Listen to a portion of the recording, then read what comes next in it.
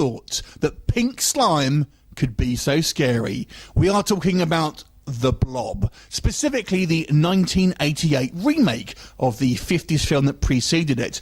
And this is one of these rare instances where the remake is far better than the original. Very much like John Carpenter's The Thing, that absolutely is the definitive version, and I would argue that the 88 version of The Blob is by far and away the best version. This one's directed by Chuck Russell, who you may know from Nightmare on Elm Street Part 3.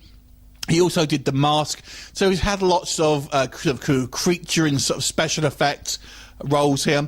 One of the things I really liked about this film was the kind of the switcheroo that it does with the characters. So the basic story here is we have this kind of meteor that hits Earth, and it contains some gooey mass, basically, that ends up being a threat to the local town.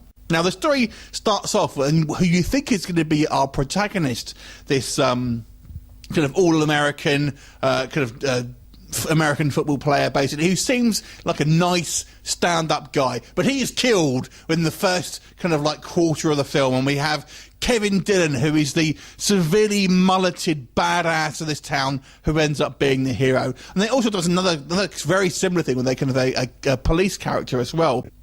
So that was all great. And I've got to say, there are some fantastic practical effects on display here.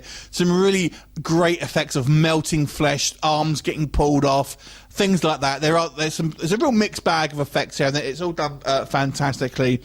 So I did like that. It's also a great fun film. This is a really fun monster film. So if you like a good romp, then this is definitely the film. Do I have any negatives? I've got to say there are some poor effects here. Even when this came out, I actually remember seeing this film not long after it was released, and I even remember seeing some of the kind of composite shots really did look very good back then, and obviously today they're going to look pretty bad.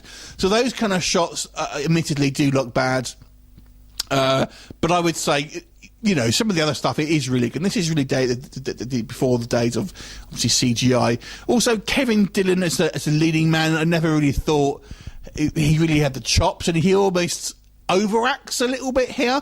He's kind of a fun, cheesy character, but the way he kind of struts down the street and stuff, you know what I mean if you've seen the film, it's kind of comical at times, to be honest, maybe a little bit OTT, whilst everyone else seems to be taking it somewhat seriously.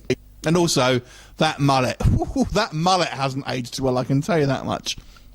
But that is a minor quibble. This is a great fun movie. I would suggest anyone go and check it out. It's such a fun film.